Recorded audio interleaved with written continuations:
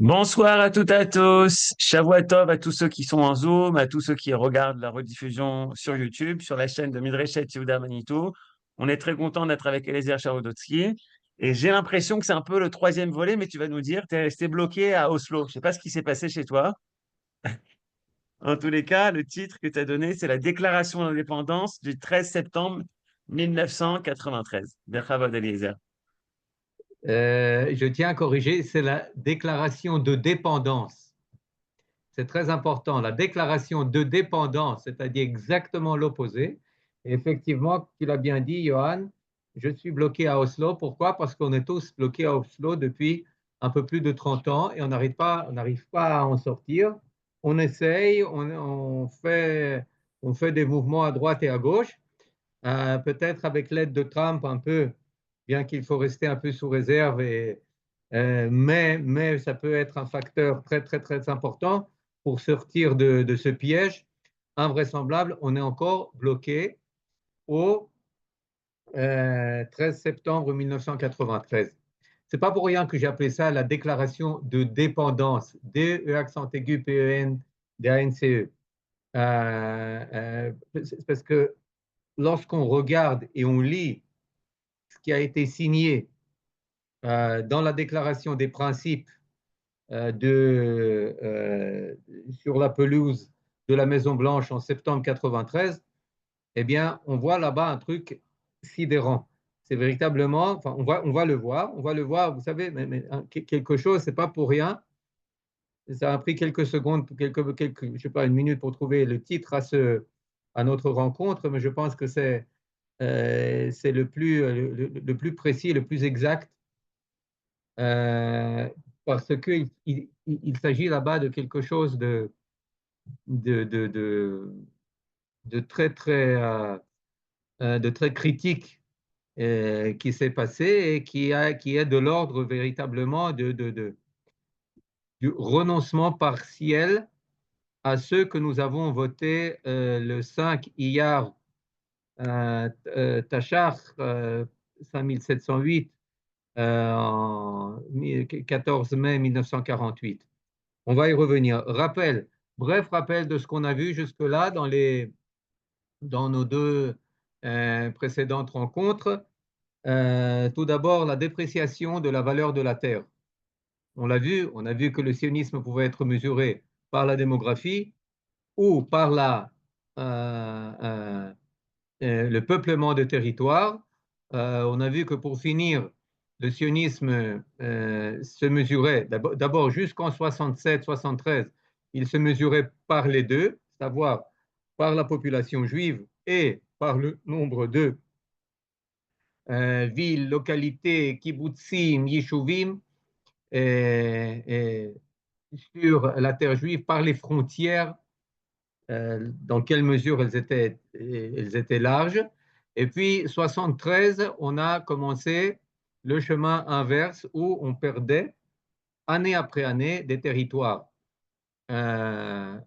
jusqu'à octobre 2023 où on essaye, ça prend du temps de renverser un peu le cours de l'histoire. Ça, c'était une première chose. Deuxième chose qu'on a vue, c'était une appréciation croissante de la reconnaissance du monde, de la reconnaissance de la région, euh, qui se traduit par une volonté, une soif d'accord, accord de paix, de négociation, etc., etc. La résolution 242, paix, des territoires en échange de paix, etc., etc., qui va jusqu'à la reconnaissance du terrorisme, la reconnaissance de l'Organisation de libération de la Palestine, etc., etc. Maintenant, je voudrais qu'on regarde ça, qu'on fasse un zoom in, qu'on regarde, vous savez, ne serait-ce que la première page de l'accord qu'on a signé. Où est-ce que c'est? Attendez, je vais le trouver. Zat Hashem. Euh, vous cherchez la première page de cet accord. Où est-ce qu'il est? Voilà. La page véritablement des signatures qu'on a signées. Et Partagez, puis, Eliezer? je partage maintenant.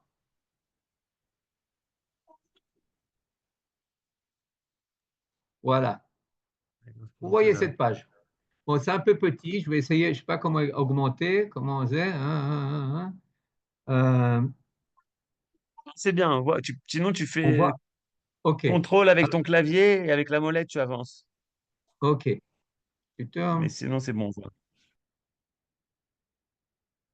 Alors, regardez. Là, vous avez Washington, D.C. Euh, septembre. Bon, ça, c'était signé. Non, ah non, ça, c'était quelque chose. Mais c'est ainsi que ça a été signé. Qu'est-ce que vous voyez?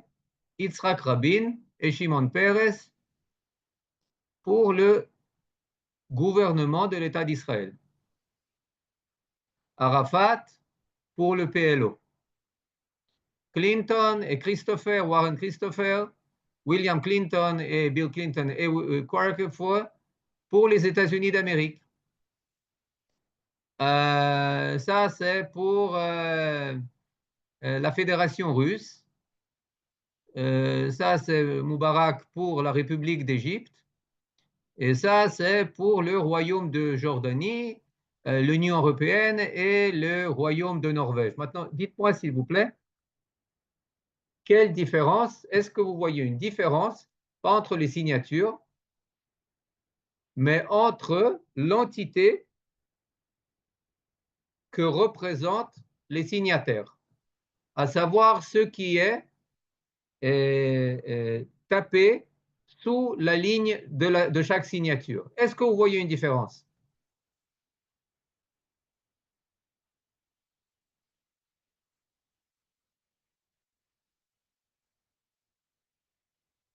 C'est quelque chose de très, très simple. Il ne faut pas chercher. En quoi, je voulais dire, en quoi est-ce que ce que figure sous Rabin et Pérez diffère de toutes les autres signatures?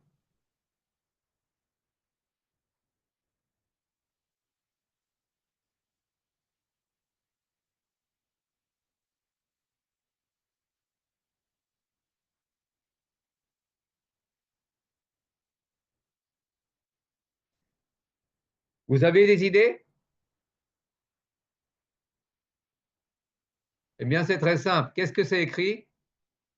Là, c'est PLO, Organisation de libération de la Palestine, Palestine, Russie, etc., etc., États-Unis. Ici, vous avez pour le gouvernement de l'État d'Israël. Maintenant, en apparence, bon, quelle différence ça fait? C'est un gouvernement. Mais c'est un accord qui est conclu entre un gouvernement euh, euh, d'un État et l'organisation d'un peuple. Et quand on continue à lire, eh bien, on voit que l'OLP est défini explicitement comme le représentant du peuple palestinien et le gouvernement d'Israël n'est pas défini du tout. Nulle part il n'est question du peuple d'Israël, du peuple juif. Nulle part il n'est question de la reconnaissance par Arafat de la souveraineté du peuple juif représenté par l'État d'Israël. Il n'est écrit nulle part que l'État d'Israël ou que le gouvernement de l'État représente le peuple juif. Et ça, c'est un truc sidérant. C'est un truc absolument sidérant, ce n'est pas marqué. Il est écrit expressément que on reconnaît l'OLP en tant qu'organisation qui représente le peuple palestinien, mais il n'est marqué nulle part que le gouvernement pour lequel signent Peres et Rabin représente le peuple juif et pas non plus le peuple israélien. Il n'y a pas de peuple israélien. Il ne représente pas, il ne s'agit pas, il représente l'État d'Israël, mais il n'y a pas expressément de représentation d'un peuple. Maintenant, c'est une chose très importante, parce qu'il y a une asymétrie. Il y a une grande asymétrie. La première, on vient de la dire, quelqu'un qui représente un peuple et quelqu'un qui représente un gouvernement. Mais ça ne s'arrête pas là. Il y a reconnaissance du peuple palestinien et il n'y a aucune reconnaissance du peuple juif en tant que peuple. L'OLP reconnaît le gouvernement d'Israël. Maintenant, vous comprenez. Et certainement ceux qui viennent de pays arabes. Parce que pour les Arabes et les musulmans, qu'est-ce que c'est les Juifs? Les Juifs, c'est le peuple du livre Ahl al-Kitab. C'est pas le peuple, c'est-à-dire, c'est une religion. Le livre, c'est la Torah. C'est une religion. Ce n'est pas un peuple qui a droit à une terre et à plus forte raison souveraineté et État. Donc, je reconnais ce que fait l'OLP, il reconnaît un fait. Il y a un gouvernement d'Israël. Bon, c'est un fait. Mais il n'y a pas de droit du peuple juif à une terre et un gouvernement, parce qu'il n'y a pas de peuple.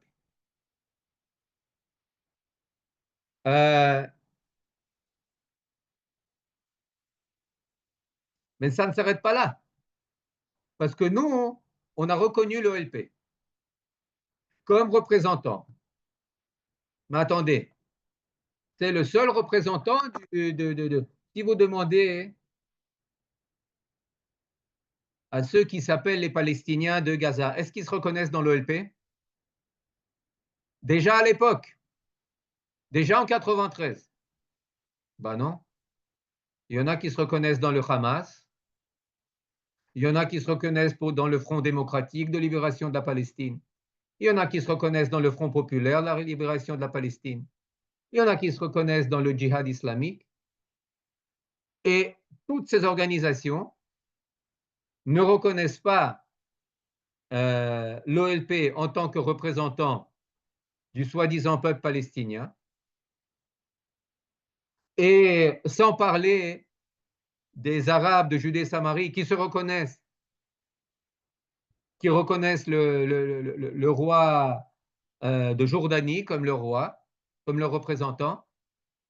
Alors, vous voyez que on signe un accord avec quelqu'un qu'on reconnaît comme représentant sans qu'il soit véritablement le représentant et qui ne nous reconnaît pas en tant que représentant du peuple.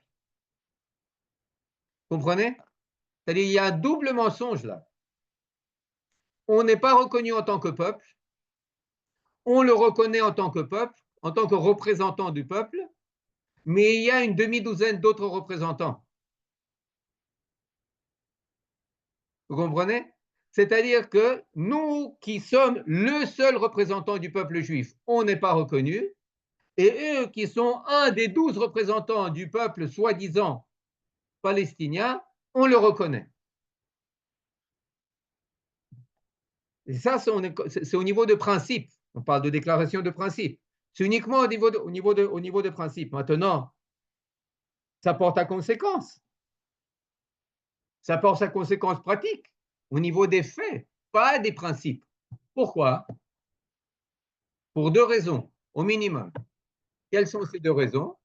C'est que quelqu'un peut faire exploser un bus à Jérusalem ou à Tel Aviv, et l'OLP dira, ben, c'est pas nous.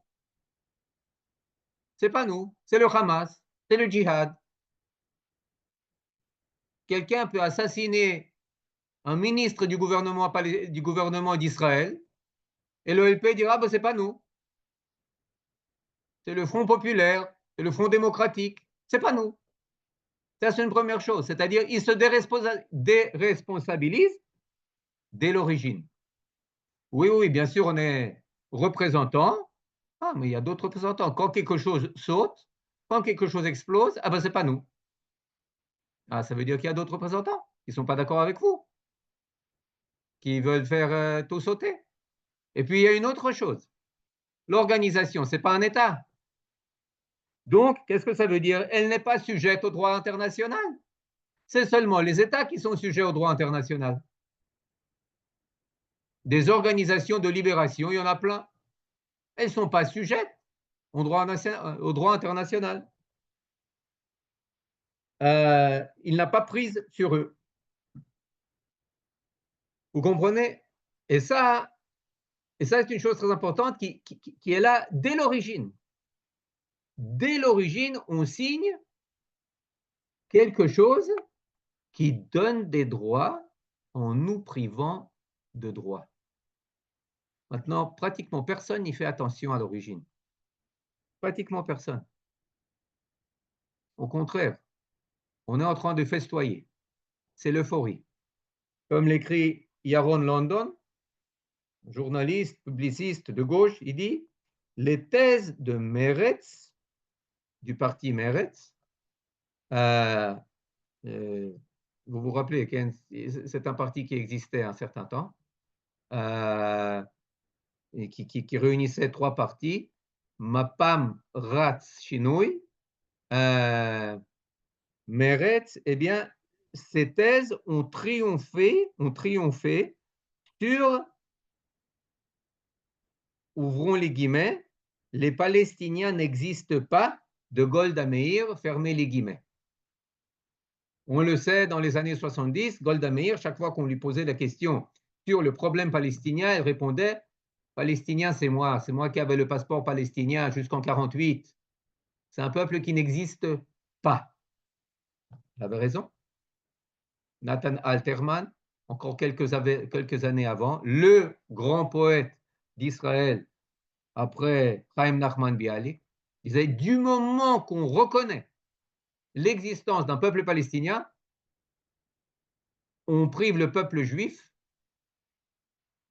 des droits sur cette terre. S'il y a un peuple autochtone autre que nous, c'est fini. » C'est une reconnaissance qui est une méconnaissance. C'est le passage de l'indépendance à la dépendance.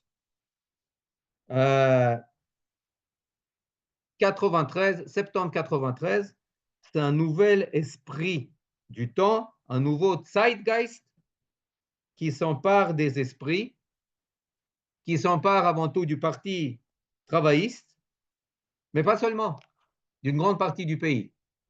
On le verra une prochaine fois, c'est-à-dire la presse s'engage corps et âme pour soutenir cette affaire.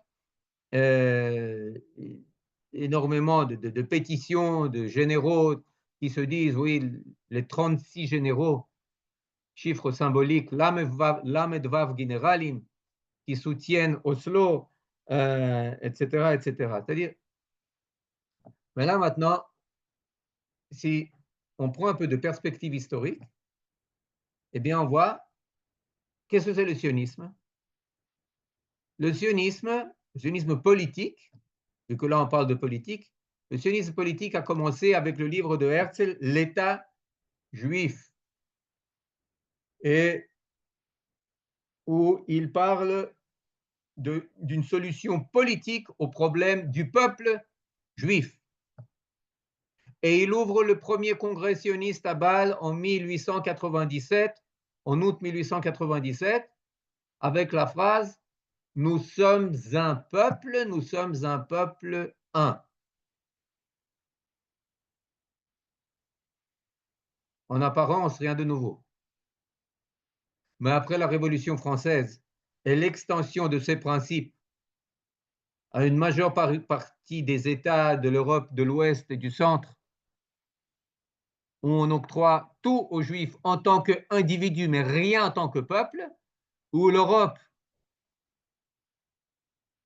ne reconnaît plus le peuple juif, mais des Français, Anglais, Allemands de foi mosaïque, de religion israélite, etc., eh bien, la déclaration de Herzl, le livre de Herzl, c'est comme un rappel, un tonnerre qui vient rappeler qui nous sommes. Nous sommes un peuple.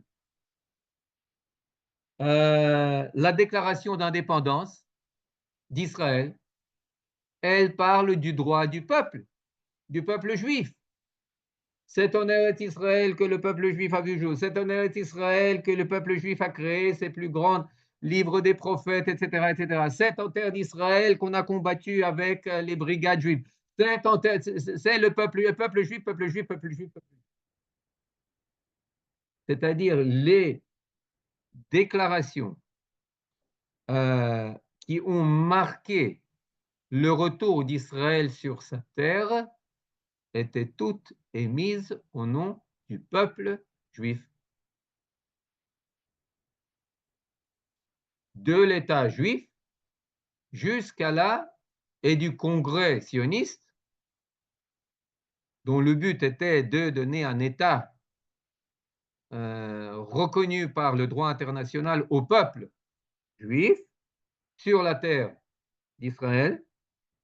Et bien tout d'un coup, en 93, dans la déclaration des principes, on parle du gouvernement d'Israël, on parle du peuple palestinien,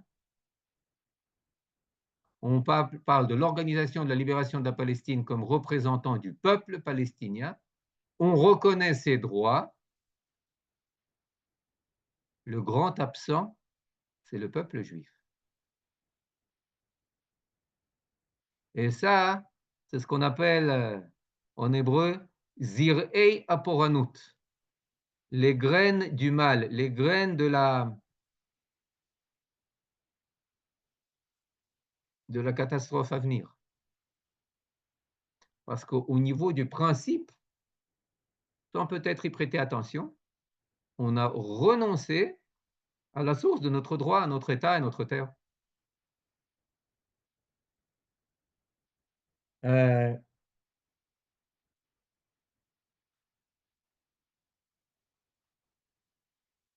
Maintenant, jusque-là, vous avez des questions? Vous avez des remarques? Vous avez quelque chose à dire? Tu vois, on va passer au point suivant.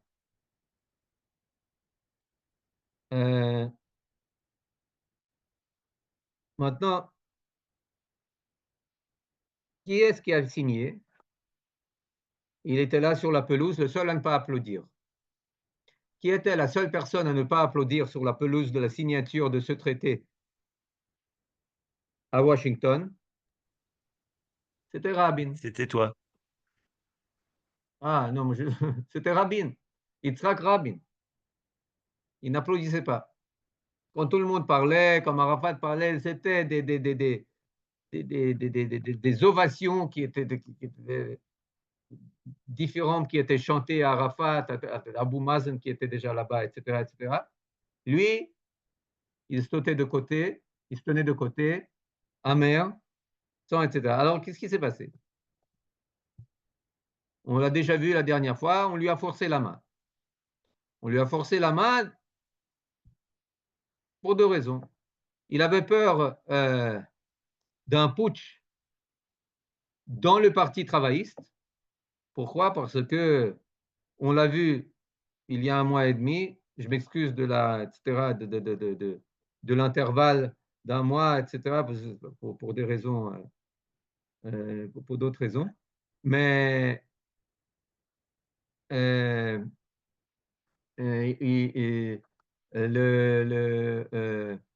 on a vu qu'il y avait une jeune génération dans le Parti travailliste qui était beaucoup plus à gauche, qui était pour la reconnaissance de l'OLP et qui n'était pas qui était la nouvelle génération du Parti travailliste, avec Yael Dayan, avec Abraham Bourg, avec Yossi Beilin qui la menait, avec le groupe Moshov, etc. Et puis, les adeptes de Yigal Allon, etc., eh bien, ils étaient un peu, ils étaient un peu mis sur la touche. Donc, Rabin avait peur d'un putsch. Et puis, d'un autre côté, il avait peur aussi de la chute de l'État, de la chute de son gouvernement. On a vu, il y a eu un chef d'accusation qui a été intenté contre Deri, le chef du parti Chasse, et Rabin devait euh, comment donner un plein gaz en avant pour essayer de renflouer sa coalition. Et pour ça, il avait besoin d'Oslo. Mais il y avait une raison plus profonde. Ça, c'est des raisons, on les a vues les dernières fois, c'est des raisons, comment dire,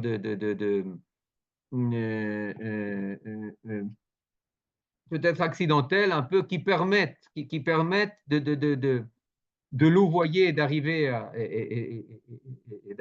à Oslo. Mais il y avait des raisons plus profondes. Et ces raisons, elles ont à faire avec la guerre du Golfe. Guerre du Golfe, janvier-février 91. Après cette guerre, Rabin, dans un briefing dans son parti et puis aussi ailleurs, eh bien, il a dit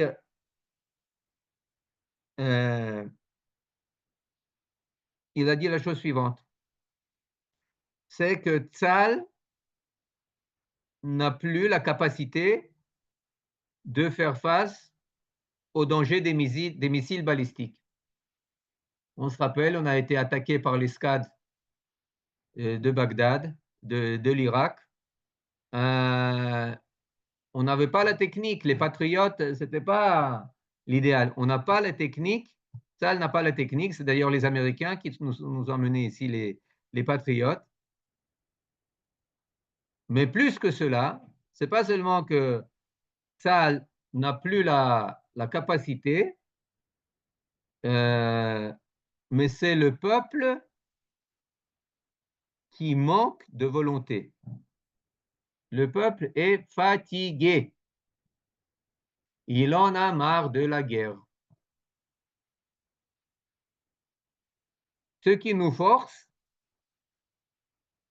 à revoir toutes nos suppositions, tous nos présupposés de base. On sait que Ben Gurion, la doctrine de Ben Gurion, basait notre défense sur 3 éléments. Je le dirai d'abord en hébreu. Arta'a, Atra'a, Achra'a. Arta'a, dissuasion. Atra'a, avertissement. On sera averti des mouvements hostiles. Achra'a, c'est victoire cuisante sur nos adversaires. Okay? Dissuasion, avertissement, triomphe. Okay? Ce que dit Rabin, c'est que les 2 premières composantes ne sont plus là. On n'a plus la dissuasion, la force de dissuasion contre les fusées. Et on n'a pas l'avertissement quand est-ce que ces fusées partent et la capacité de les détruire. Ça, c'est la première chose. Et la deuxième chose, c'est qu'il voit une grande partie de la population de Tel Aviv fuir Tel Aviv durant la guerre du Golfe et aller s'établir un peu ailleurs en profondeur du pays parce qu'ils savent que Saddam Hussein veut attaquer surtout Tel Aviv. Alors ils fuient. Et ça, pour Rabin, c'est une preuve du manque de foi, du manque de courage, du manque de sens de son bien fondé du peuple. Et dans son langage, il dit une nation qui, durant 50 ans, fait travailler ses muscles, pour finir, les muscles, eh bien, commencent à flancher. Pour finir, les muscles s'affaiblissent. En gros, Rabin n'a plus tellement confiance dans Tzahal, a perdu un peu confiance dans Tzahal et a perdu un peu confiance dans le peuple.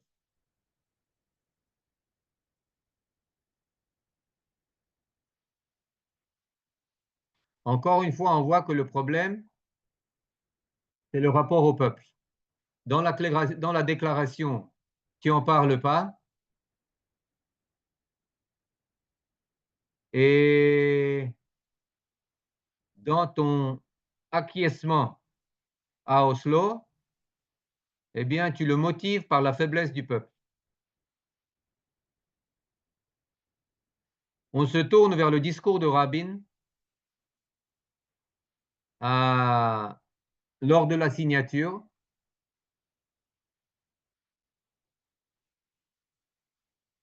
Il est l'un des derniers à prononcer là-bas son discours, si ce n'est le dernier. Il parle d'un thème essentiel. Il ne parle pas d'histoire. Il ne parle pas du droit. Il ne parle pas de Torah, ni des prophètes. Il ne parle pas des Maccabim, ni de Bar Korba. Il parle d'une chose. Je cite. Il n'y a pas un instant, un an, un mois, une semaine où nos mères n'aient pas pleuré leur fils.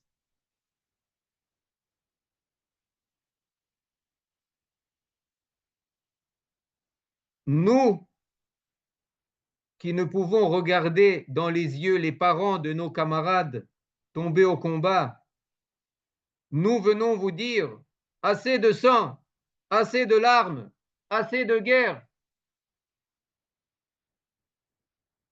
Donnons la chance à la paix, etc., etc. C'est-à-dire la légitimation en deux mots. Dans le discours de Rabin d'Oslo, c'est pas une foi en quelque chose, c'est une fatigue. C'est la fatigue de la guerre, c'est la fatigue de la mort.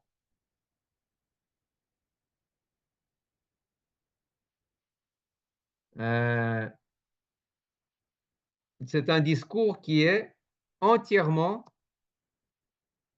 empreint d'un sentiment de faiblesse et de manque de foi dans les mères juives à tenir le coup.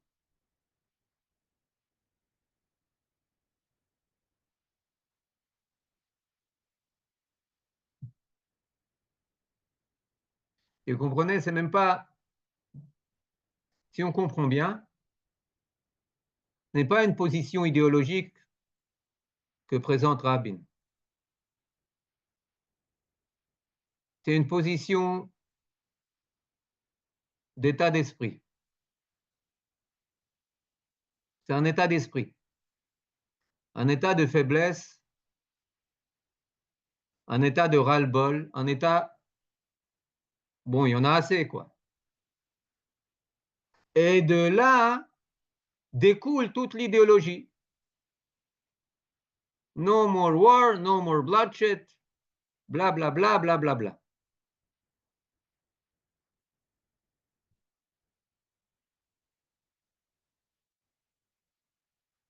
Mais c'est dangereux. C'est même très dangereux. Ça veut dire que j'ai l'idéologie que je peux me permettre au niveau, en fonction des forces d'âme qui me restent.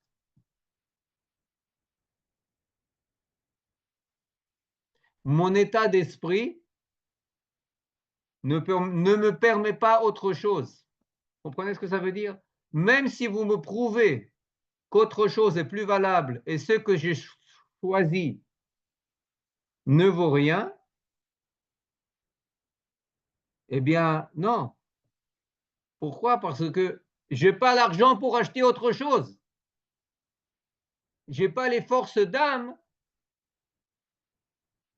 pour adopter une autre position, une autre idéologie. Et c'est pour ça que, en parallèle avec Oslo, il y a une incapacité totale de voir la position véritable de l'ennemi. Pourquoi?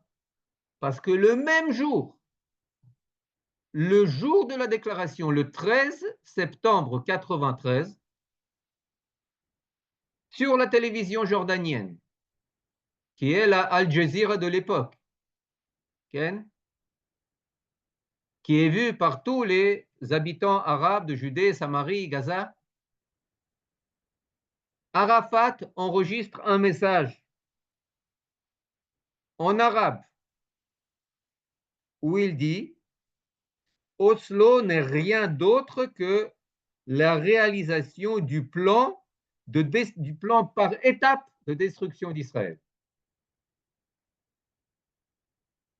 Le plan par étape,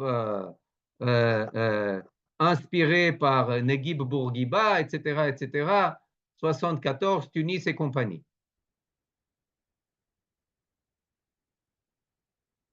Tu ne peux pas battre Israël d'un coup. Eh bien, ça viendra par étapes.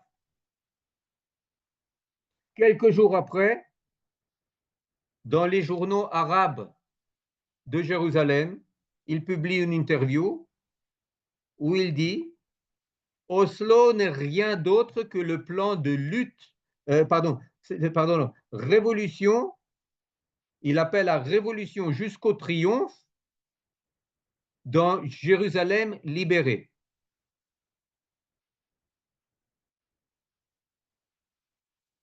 On se rappelle surtout de son discours dans une mosquée de Johannesburg.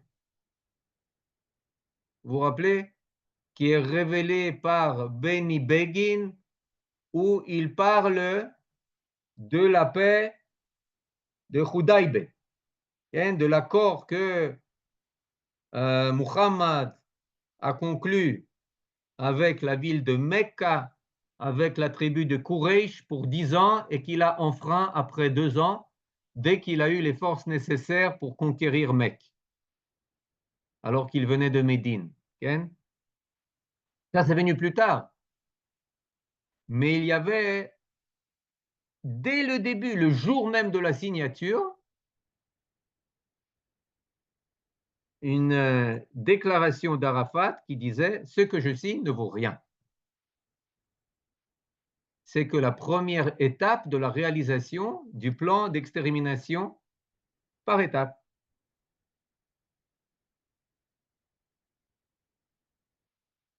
Ce qui force, pour finir, notre ministre des Affaires étrangères, Shimon Peres, de demander à la presse de ne plus citer toutes ces choses. C'est des bêtises.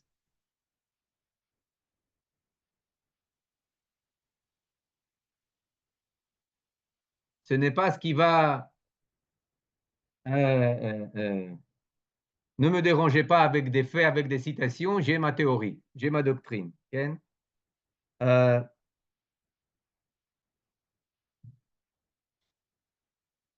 Donc, et puis, il y a ici encore une chose. C'est que quand on parle de souffrance, eh bien, on parle de souffrance mutuelle. Et puis, tout d'un coup, on voit qu'il y a, jusque-là, on ne voyait pas de symétrie. Nulle part, il y a de symétrie. Eux, ils ne reconnaissent pas, nous, on les reconnaît, etc., etc. Okay? Nous, on a un État, eux, c'est une organisation, etc. Mais tout d'un coup, il y a un moment où il y a symétrie. Dans la souffrance, tout d'un coup, il y a symétrie. Symétrie entre les terroristes qui viennent pour assassiner et ceux qui se lèvent et la souffrance de ceux qui se laissent pour se défendre des terroristes. מעניין, נכון? Bon, nos mères toutes pleurent. C'est-à-dire, il y a tout d'un coup, on en a vu, mais là, on le voit dans les détails, dans les discours, il y a un relativisme moral qui s'impose, qui s'instaure. Étonnant? Pas du tout. Pas du tout, c'est pas du tout étonnant. Parce que du moment que tu conclus la paix avec celui qui voulait et veut encore t'assassiner, eh bien, tu ne peux pas le faire en continuant à être ancré dans une vision où il y a le bien d'un côté, le mal de l'autre côté, la vie d'un côté, la mort de l'autre côté. Tu ne peux pas conclure un accord avec Arafat sans revoir ta morale, sans redessiner la carte du bien et du mal. Et c'est ce qui se passe. Septembre 93, c'est ce qui passe, c'est ce qui se passe. Pourquoi? Parce qu'on a perdu foi dans le peuple d'Israël et dans les droits du peuple d'Israël.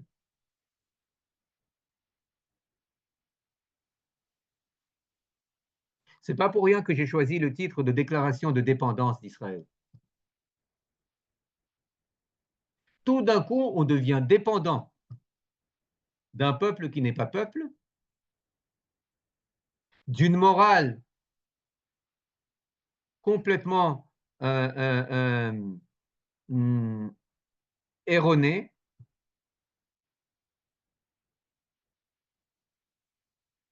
d'une organisation qui veut notre destruction.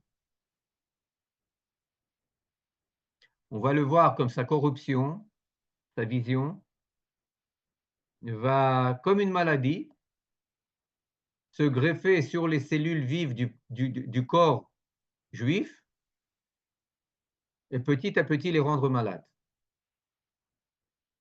Je m'excuse d'être pessimiste aujourd'hui, on va, Ken, tout simplement, il faut voir la racine de la maladie pour savoir comment on en sort.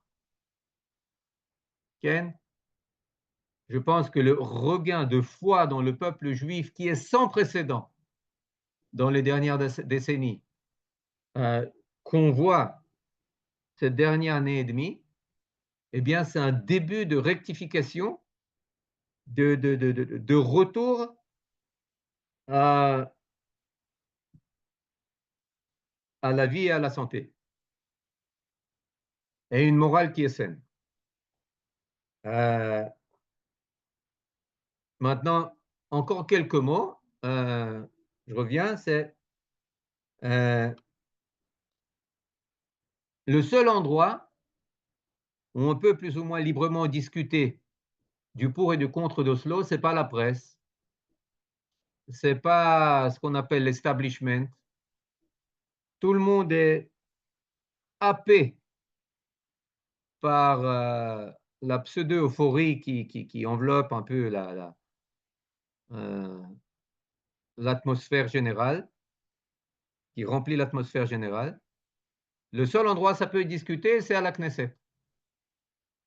Et là, vous voyez Netanyahou, Sharon, Katsav, Begin, qui s'opposent. Mais quels sont les arguments qu'ils disent? Ils disent, sur les faits, écoutez, tu parles que Yasser Arafat nous a reconnus, a renoncé au terrorisme, a renoncé à la charte appelant la destruction du charte palestinien, appelant la destruction de l'État d'Israël. Eh bien, nulle part, il n'a renoncé au terrorisme. Nulle part, il n'a revu la charte. Nulle part, il n'a reconnu le peuple juif. Nulle part, il n'a même reconnu l'État d'Israël en arabe. Arafat parle 3 langues. Il ne parle pas 3 langues, mais pas de manière figurative.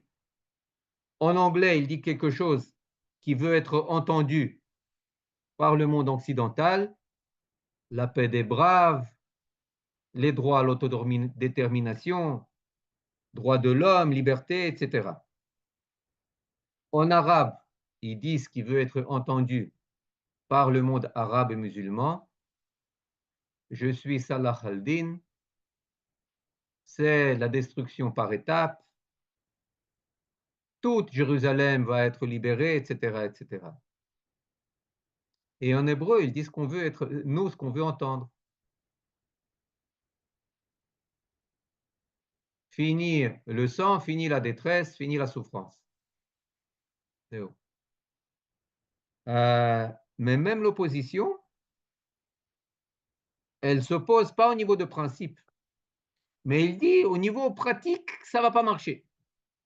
Pourquoi? Parce que en Judée-Samarie, les 120 000 habitants de Judée-Samarie à l'époque, eh bien, ils seront menacés par les terroristes. Pour finir, c'est toute la population israélienne qui a été menacée. Pas seulement menacée, mais frappée. On ne saura pas assurer notre sécurité vu qu'on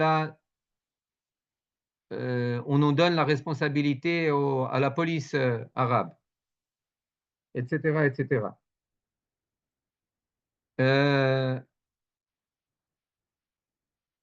Effectivement, il va y avoir des Katyusha, déjà à l'époque on lui disait, des Katyusha de Gaza. Il va y avoir ci, il va y avoir ça. OK, mais c'est tout de l'ordre du pratique.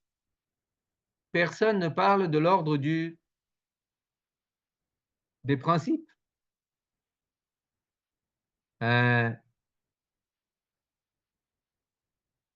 y a, comment il s'appelle, Yuval Bloomberg, dans son livre sur le piège d'Oslo, raconte une histoire que le jour de la signature, il y a un dignitaire arabe de Judée-Samarie qui fait éruption dans les bureaux du Minal HaEzrachi, c'est-à-dire de l'administration militaire de Judée-Samarie, de Tzahal. Et puis, il y a là-bas des officiers haut gradés. Et puis, il leur crie dessus. Il leur crie dessus. Mais qu'est-ce que vous avez fait? Comment vous avez pu faire ça? Stupide, idiot, aveugle. C'est comme ça qu'il les appelle. Comment est-ce que vous avez pu signer un tel accord avec cet individu, ce charlatan, cet escroc, ce corrompu, mais il va vous tourner autour de son doigt comme il l'a fait avec tous ceux qui ont signé quoi que ce soit avec lui. Dans 5 ans, il va amener le sang, la corruption,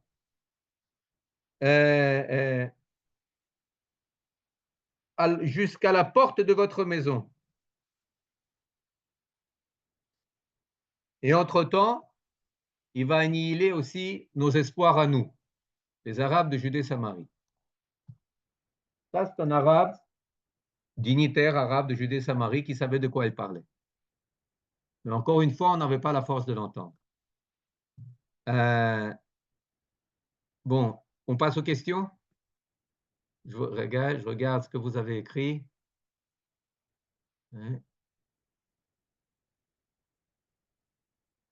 B, ouais, vous avez bien répondu. Ça fait froid dans le dos. Quel est son nom? Et de ce dignitaire arabe, il ne le dit pas. Il ne dit pas, il dit juste Yuval Bloomberg. Et qu'il écrit, il n'apporte pas de nom. Moi j'ai une question, Eliezer. Ouais, Yala. Tu dis que finalement, Yitzhak Rabin, il avait plus confiance en la force du peuple, il avait plus confiance en Tsahal. Mais à ton avis, d'une certaine manière, il avait quand même plus confiance en l'autorité palestinienne que dans les Israéliens.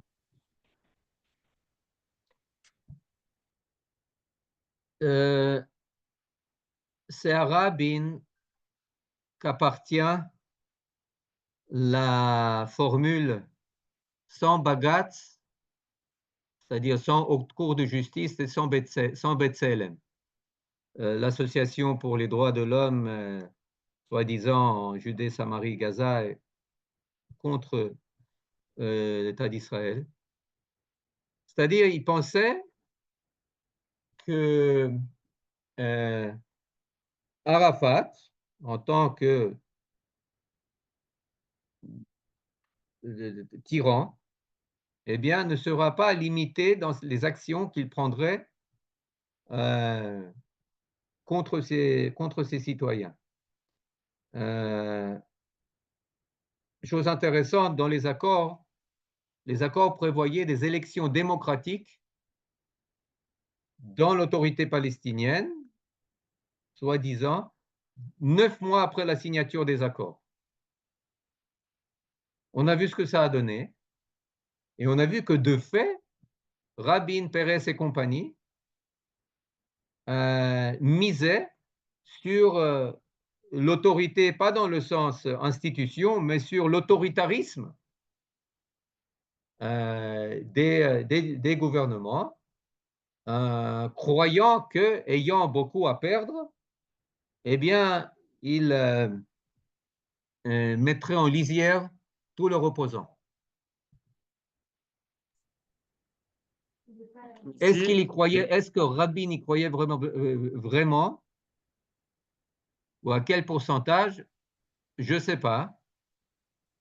Il a été pour beaucoup forcé parce que lui, il voulait d'abord conclure un accord avec la Syrie.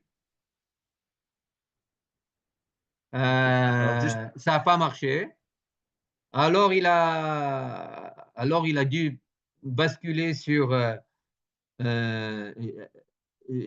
Oslo, qu'il a été, comme je l'ai dit, forcé aussi d'accepter pour des raisons politiques, mais avant tout pour des raisons de manque de foi, c'est-à-dire de manque de foi dans le peuple, dans Tzal. J'ai vu qu'il y a encore 2 questions qui sont là, Reka. Alors justement, Myri, elle pose la question des pressions Oui. extérieures sur Rabin. Qui a fait pression sur Yitzhak Rabin pour signer ces accords?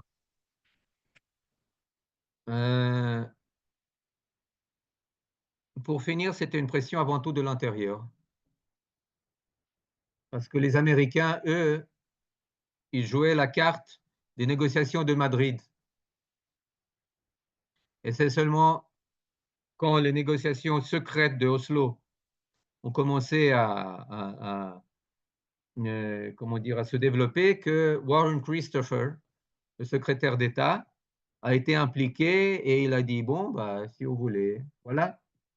Mais au début, c'est intéressant, c'est drôle, les pressions essentielles, elles venaient de l'intérieur.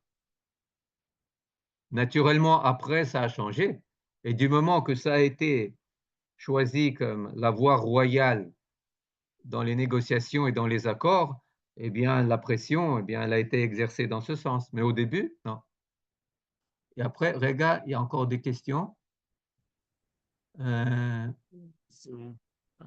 Annette, vas-y. Ben, ouvre, Ouais. ouvre. Ça Ah, y est, merci. vas-y. Merci. Simplement, je vais vous raconter mon témoignage parce que moi, j'étais là aux accords d'Oslo à cette date-là précise. Et la fatigue, on la sentait également parce que c'est un congrès médical qui venait d'Israël. Et quand nous avons été voir la manifestation, on a eu une manifestation des baptistes sur la route principale de Oslo qui nous disait courage, vous êtes en train de vous écraser. Il nous faisait une leçon de courage. C'était des baptistes et ils étaient tous blonds, ils parlaient pas l'hébreu, ils comprenaient pas pourquoi on était fatigué. Et c'était extraordinaire parce que j'ai parlé avec des gens en anglais, je leur ai dit mais pourquoi vous vous intéressez tant à Israël? Israël, c'est le pays des Juifs et notre Bible à nous, parce qu'ils sont très protestants, ces baptistes. C'était impressionnant. Et ils voulaient nous donner du courage. Ils se promenaient avec une carte de Israël à Shlema en disant c'est ça Israël. Je vous dis, ils m'avaient donné une leçon, mais ça n'a rien fait. Et c'était des baptistes. Nahon. Nahon. Ouais, c'est intéressant ce que vous dites. Moi aussi, j'étais ici. Je pense que la majorité des personnes qui sont là, ils étaient en Israël. C'était en Israël à l'époque. Mais oui, c'est-à-dire, l'argument, c'est invraisemblable. L'argument de Rabin, il l'a dit. Donnons une chance. Dans son discours à la Knesset, il a dit, bah, donnons une chance. C'est-à-dire, c'est pas quelque chose, on parle de la création de principe, c'était pas un principe. C'était pas des grands idéaux que nous avons. Non, allez, on donne une chance. Peut-être on va vivre tranquille. Vous parlez là de dissuasion nucléaire contre l'Irak, oui, elle existait, mais vous n'employez pas l'arme nucléaire contre des SCAD, vous comprenez? Et contre des SCAD et des trucs balistiques, des missiles balistiques, eh bien, vous devez avoir une autre sorte de dissuasion qu'on n'avait pas à l'époque, ou pas suffisamment.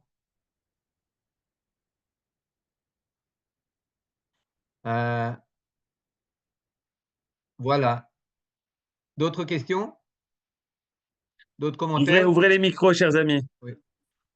Ah, non, est-ce que vous pouvez ouvrir?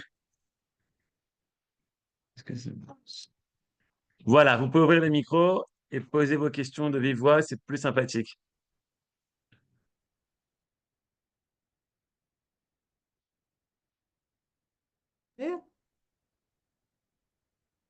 Allez-y. Merci beaucoup pour la extraordinaire conférence. C'est pas fini encore. Madame Denoun, j'ouvre votre micro. Oui. Ben, allez-y. On vous écoute. Oui, vous pouvez parler. Je peux parler moi ou... Oui, oui, oui. Oui, À vous. d'accord. Merci pour d'abord pour votre brillante conférence, enfin, brillante intervention. Et j'ai donc une question. Est-ce que les traités de paix avec l'Égypte et la Jordanie ont été faits au nom du peuple d'Israël, du peuple juif ou du gouvernement d'Israël? Et je crois me souvenir assez bien que Sadat, quand il a fait son discours à la Knesset, il n'avait pas reconnu la légitimité du peuple juif sur la terre d'Israël. Il a dit en substance, vous êtes venus, on ne voulait pas de vous, on vous a fait la guerre, on n'a pas réussi à vous chasser, donc vous êtes là, on ne va pas faire la guerre ad vitam aeternam, donc faisons la paix, passons à autre chose. Mais ce n'était pas une reconnaissance de légitimité au plein sens du terme. Waouh, waouh, très bonne question. Effectivement, je rajoute même à votre question parce que Sadat, avant de venir ici, eh bien, elle a demandé la permission à l'autorité halachique Université El Azhar au Caire et il a trouvé, oui, c'est une légitimité. Si tu ne peux pas le vaincre sur le terrain de guerre, eh bien, en attendant, tu fais une houdna. Tu fais une houdna, tu fais une trêve, tu fais une trêve. Et là, vous m'avez, comment dire, tendu la perche, effectivement, de vérifier. Je ne me rappelle plus maintenant de vérifier tous les protocoles des accords, mais je crois que vous avez raison. Je crois que c'est une reconnaissance de fait et pas une reconnaissance de droit. D'accord, merci.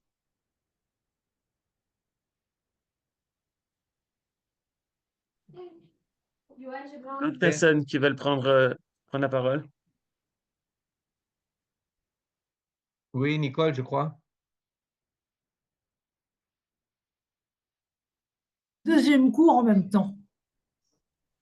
Pardon? Nicole, on ne t'a pas entendu. Reprends. Ça ne m'étonne pas. On t'entend maintenant. Nous entendons un autre cours, sur Amalek d'ailleurs, en même temps. T'as entendu? Johan, c'est plus pour toi. J'ai pas compris pourquoi encore sur Amalek.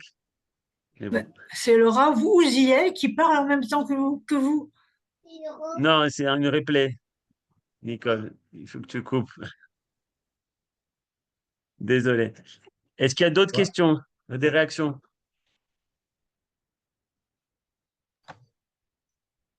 Alors, c'est moi qui vais dire. C'est moi qui vais encore rebondir sur ce que vous avez dit et puis terminer dans un autre esprit.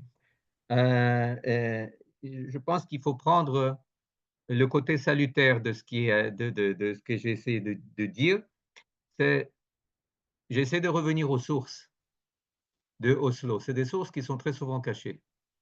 Mais c'est des sources qui, pour le reformuler dans un langage simple, c'est mieux vaut être chacham que tzodek.